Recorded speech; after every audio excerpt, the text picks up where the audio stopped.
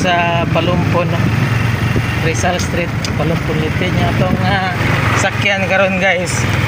Si Brad Buboy wagi rason guys, so nga dili gid makapanginabuhi. Isa may magdahom guys nga ano yung kambyada, oh. Isa may magdahom guys nga kaya pag hapon di ay gustoon gyud nga mo income, di ba boy? Kung gusto gyud nga maningkamot ba, way rason, di ba?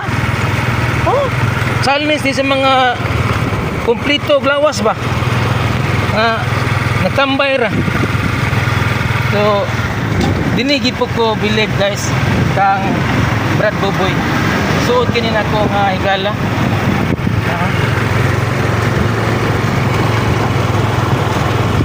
Di basta-basta guys.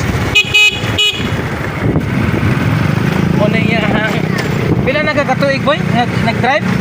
Katong pagsugod sa Yolanda. Grabe no. Sobra 10 years na. No? 15 na to. 25 na ron. Sobra 10 years na guys nga mo na iyang panginabuhian. Nga mag-drive siya o kanang tricycle.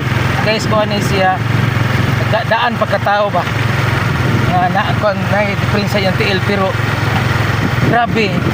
Akong ning gitoyo og vlog guys kay kuan ba kana bang nakamurabag challenge na ba no magtinapol ning mga kumplito lawas magtinapol pero si grabe oh kugihan gyud kay brado wala man na siya gyud ya magkambyada siya laman po kambyada gihimo gipatuyukan gyud ba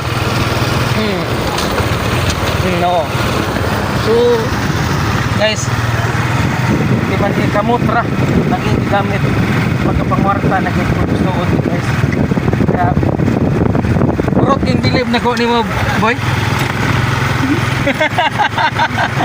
Buboy yung pangalan niya. Aribalo nasa Palumpon. Purot kita kung bilib na ko get. Mga lang to guys.